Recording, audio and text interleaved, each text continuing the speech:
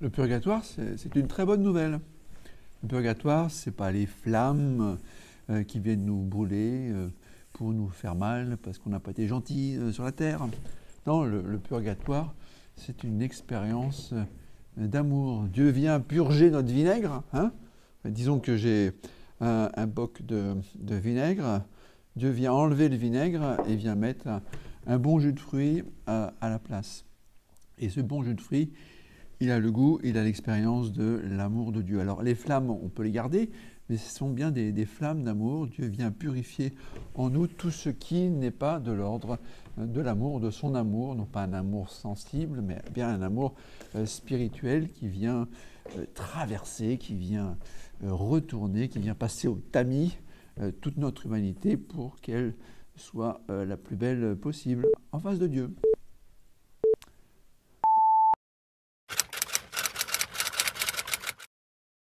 Alors, est-ce qu'on peut commencer le purgatoire sur la terre?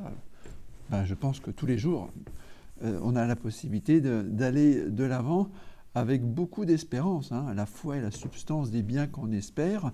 Dans cette tension entre la foi et cet avenir qui sera au ciel, hein, le Seigneur a déchiré les cieux pour nous rejoindre sur la terre.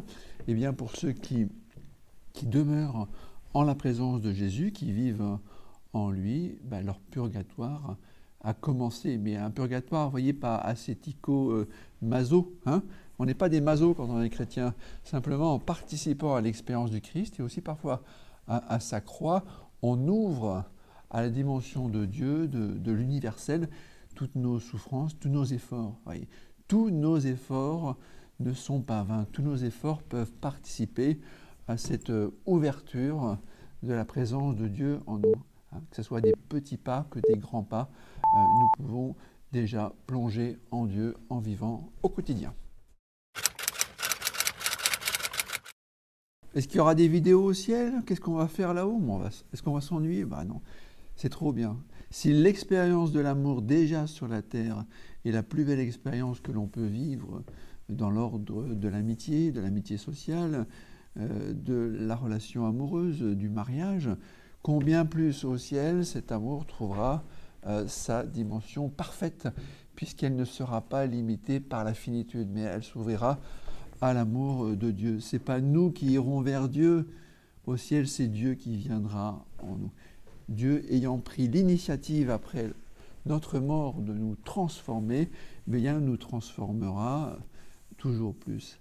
Alors ayons vraiment confiance de ce surgissement, de cette inhabitation de Dieu au ciel, un amour qui sera toujours débordant. Alors qu'est-ce qui se passe juste après la mort? Après la mort, commence la vie éternelle. Après la mort, il y a d'abord un jugement. Un jugement, c'est-à-dire que Dieu vient mettre en évidence ce qui dans notre vie a été de l'ordre de l'amour et ce qui ne l'a pas été.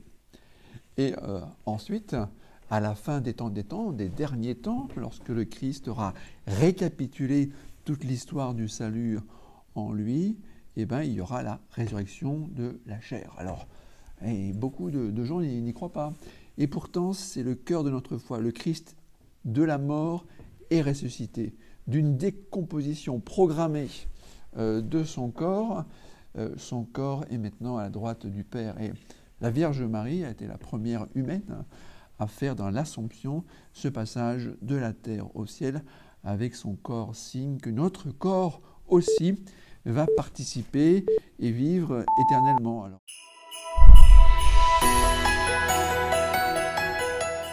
Alors au ciel, nous vivrons corps, âme, esprit et relation, tout cela en Dieu, dans un face-à-face, dans une union à Dieu, toujours plus belle.